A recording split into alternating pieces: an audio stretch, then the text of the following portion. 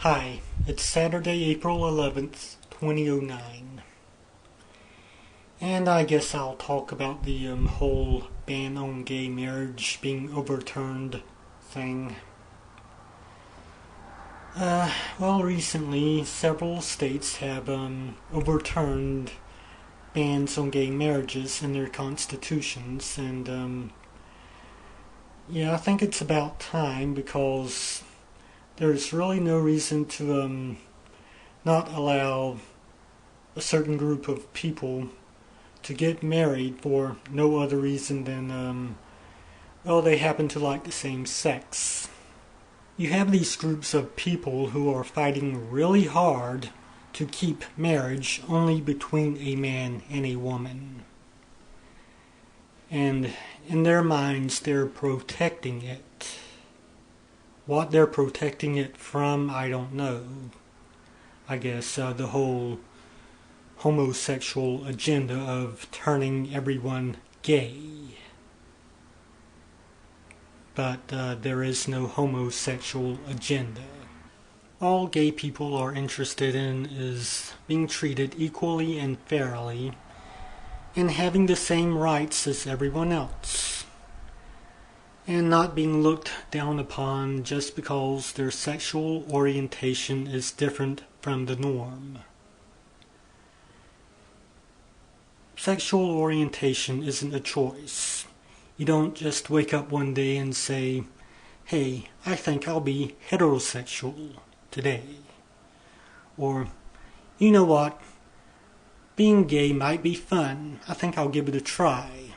No, that's not how it works.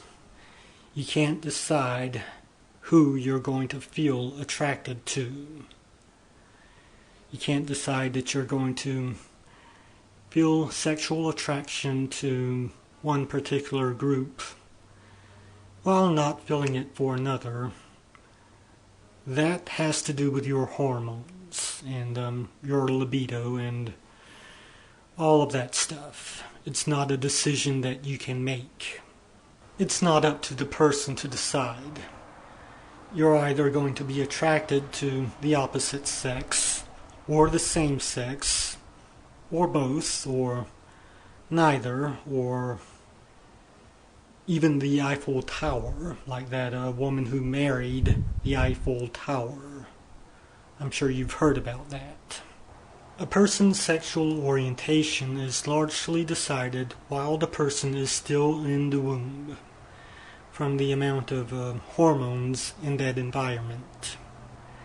It's not really something that a person decides, although certain environmental factors later in life can lead a person to experiment, but ultimately the orientation that the person discovers that belongs to him or her was there all along. They might have just thought that they were one orientation, but later discovered that they were actually another. And that's not really deciding the orientation, it's just discovering the orientation. Marriage is about spending the rest of your life with someone you love. It's not about being legally bound to each other just for the purpose of having kids and raising a family, even though that is a popular way of doing it. But that's a different matter altogether. If marriage is only supposed to be between a man and a woman for the purpose of having kids and raising a family, does that mean that all of the straight people who have ever gotten married but never had kids and never wanted kids, does that mean that their marriages should be annulled? Sure, there are civil unions, but the phrase civil union is kind of cold and doesn't really have the emotion attached to it that the word marriage does.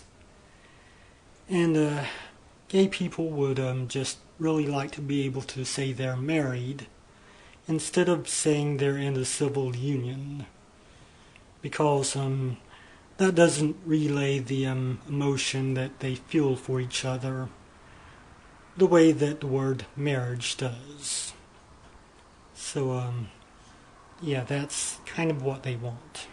So yeah, making laws against same-sex marriage, especially in a country which is supposed to guarantee equal rights for all, which just happens to cover the right to get married to anyone you want, isn't really a good thing, because you're taking away the right of the person based on nothing more than their sexual orientation.